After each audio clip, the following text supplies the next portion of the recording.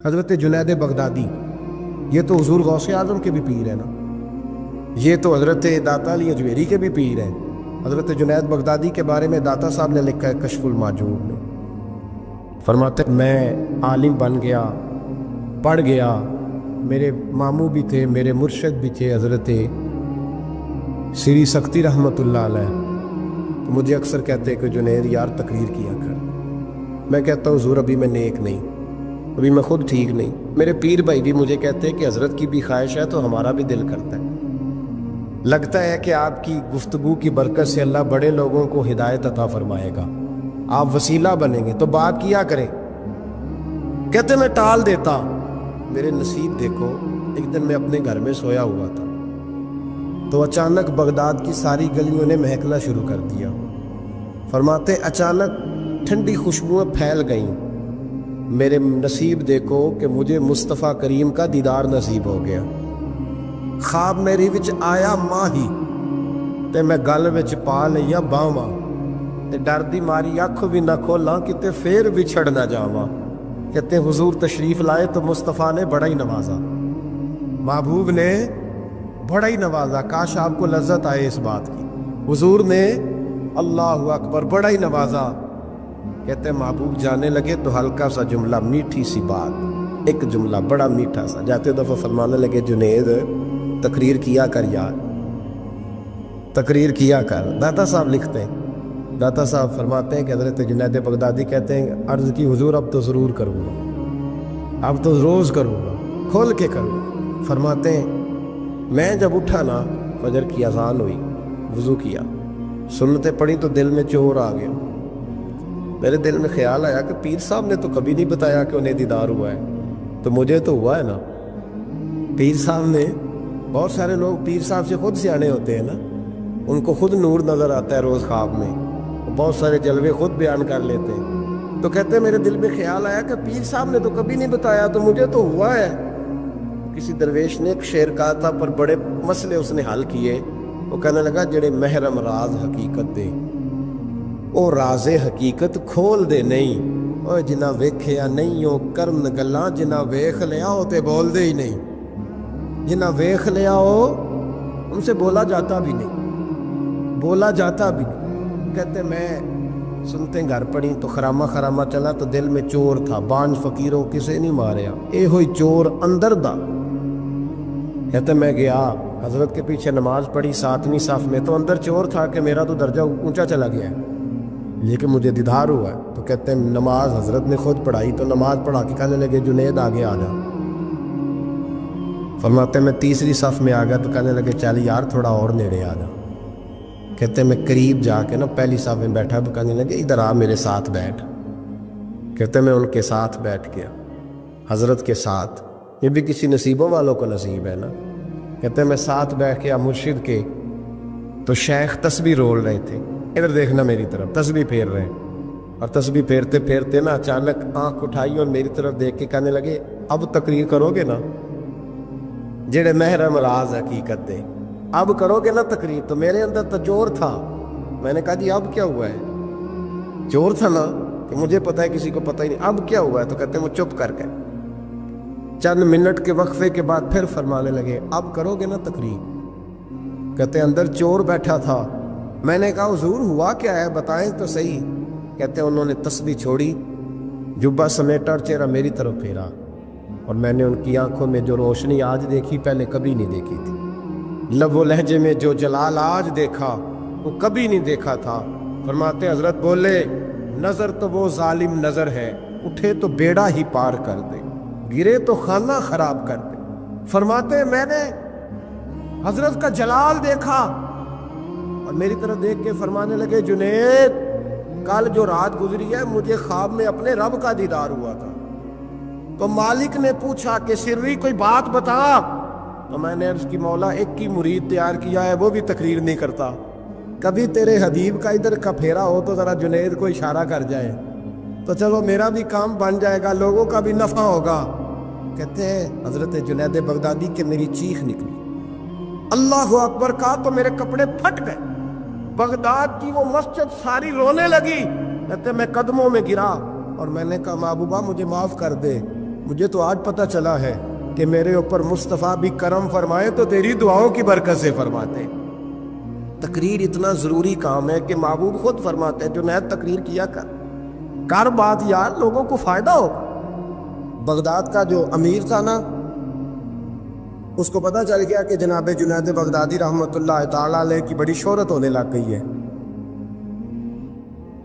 تو یہ جو حاسدی ہوتے ہیں نا، یہ بڑی جلدی پیدا ہو جاتے ہیں، اور سب سے زیادہ حسد دینداروں سے ہوتا ہے. دیندار لوگوں سے لوگ حسد کرتے ہیں. سب سے زیادہ غیبت دیندار آدمی کی ہوتی ہے، الا ماشاءاللہ.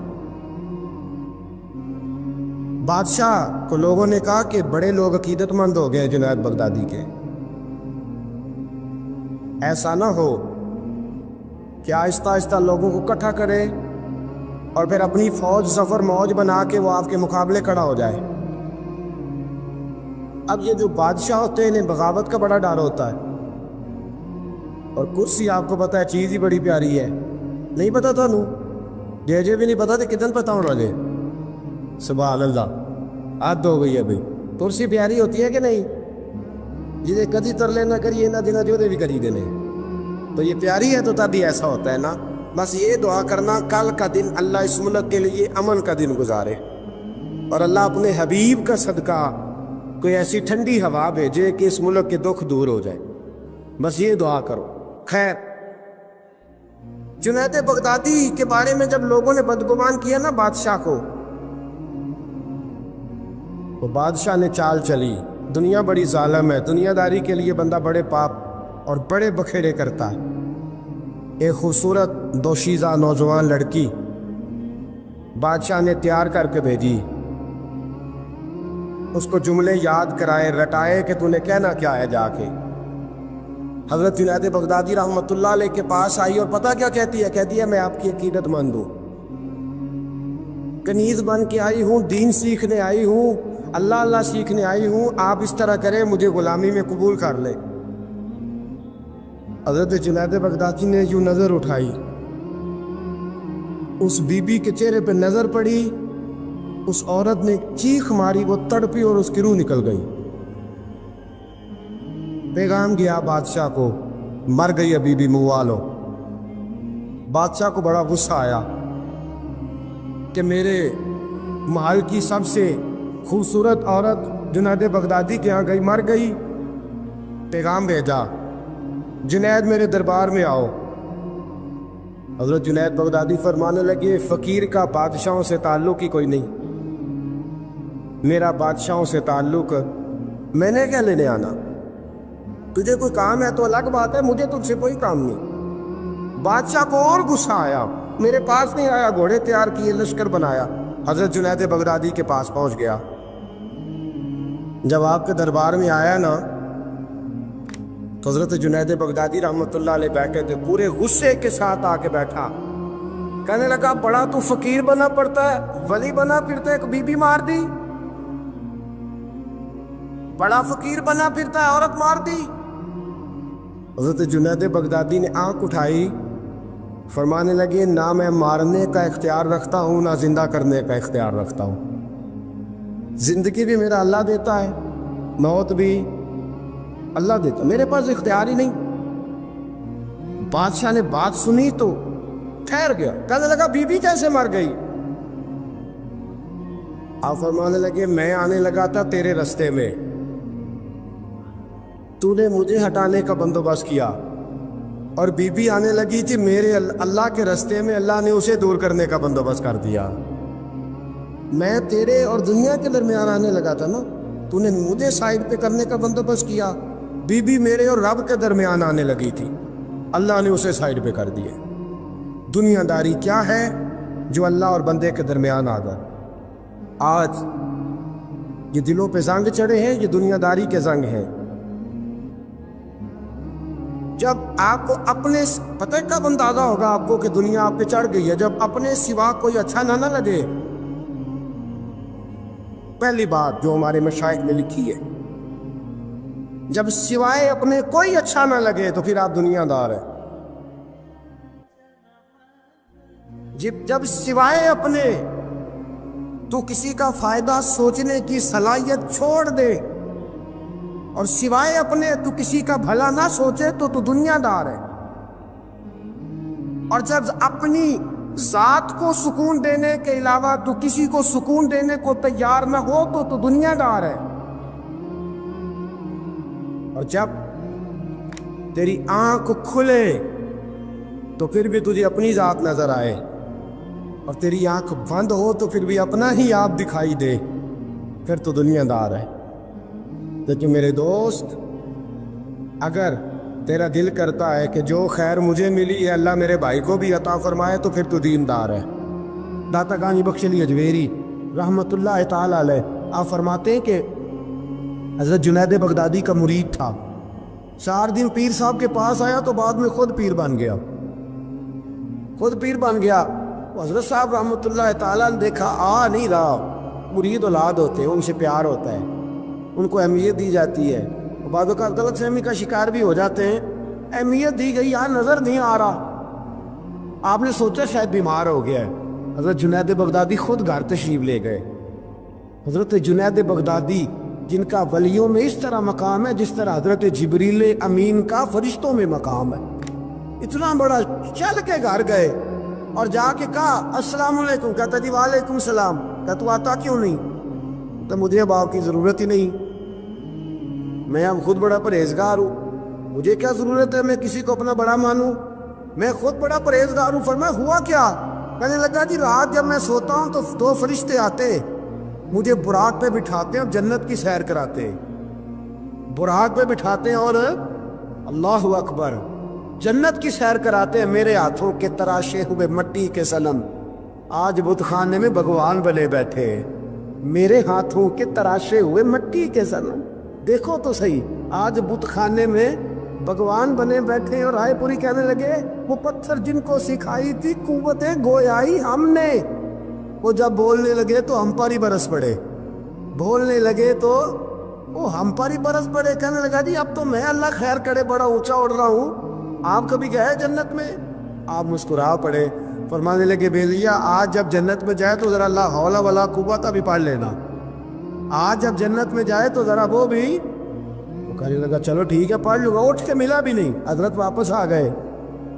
رات کو خواب آئی، جنت میں جانے لگا تو خیال آیا، جناب جنید بغدادی نے کہا تھا پڑھ ہی لوں، پڑھنے لگا لا حول ولا قوت الا باللہ، آنکھ کھلی تو روڑی کے ڈھیر پہ بیٹھا تھا، روڑی کے ڈھیر پہ بیٹھا تھا۔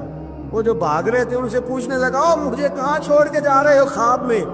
وہ کہنے لگے شیطان کے مختلف روپ تھے، تو اصل میں حضرت جنید کے پاس زیادہ آنے جانے لگا تھا تو اللہ کے قریب ہونے لگا تھا، تو ہم نے چکر چلا کے تجھے وہاں سے روکا، تو بیوقوف ہے سمجھ نہیں آئی۔ اب رونے لگا جاؤں تو کس منہ سے جاؤں، حاضری دوں تو کس منہ سے دوں، اب میں کیسے جاؤں اس کی بارگاہ ناز تک، کس طرح حاضری دوں، گرا جو ان کی نگاہ سے وہ سنبھل نہیں سکتا۔ لیکن جیسے ہی دروازے سے اندر داخل ہوا حضرت جنید نے آنکھ اٹھائی اور مسکرائے، فرمایا میں نے تجھے پہلے ہی کہا تھا کہ لاہور تو پڑھ لینا، فرمایا آ جا، اللہ والوں کے دروازے بند نہیں ہوا کرتے، رب کریم کے بندوں کے دروازے تم ہی بند کرتے ہو، دل کا دروازہ جب بھی کرتے ہو، یہاں تو دروازہ کوئی قابل تو ہو، ہم شان نہیں دیتے، مانگنے والوں کو تو دنیا بھی نہیں دیتے ہیں، تو آ تو صحیح، تو دیکھ تو صحیح، آج ہی بڑی خانقاہیں آباد ہیں، بڑے اللہ کے بندے، بڑے اللہ کے بندے جو بڑے طریقے سے لوگوں کو قائل کرنے والے، سمجھانے والے، لیکن ہم کسی کے ساتھ اصلاح کا تعلق قائم کرنے کو تیار، یہ والا سرمایہ ہم اکٹھا ہی نہیں کرتے، ہم خود بڑے ہیں،